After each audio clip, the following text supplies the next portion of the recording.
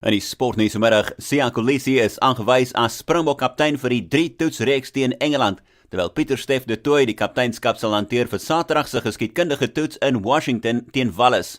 Rassie Erasmus het ook sy 26-man Springbok-groep aangekondig wat vir Wallis sal gaan aanpak in Washington. Die 16 voorspelers is Nizam Khan, Dan du Preez, Pieter-Steph du Toit, Thomas du Toit, Jason Jenkins, Stephen Kitsoff, Wilco Louw, Frans Malherbe, Bongi Mbonambi, Oupa Mohoje, Oxen Shea, Sikumbuzo Noche, Marvin Orie, Chileboy Ralapele, Kwagga Smith en Akker van der Merwe. En die 10 agterspelers is Cohen Bosch, Andre Esterhuizen, Warwick Geland, Travis Ismail, Elton Jantjies, Jesse Kriel, Makazole Mapimpi, Ambrose Papier, Ivan van Zyl en Cameron Wright. Erasmus sal sy begin 15-tal vir die wedstryd teen Wallis Woensdag aankondig, enkele ure voor die groep vertrek na Washington toe.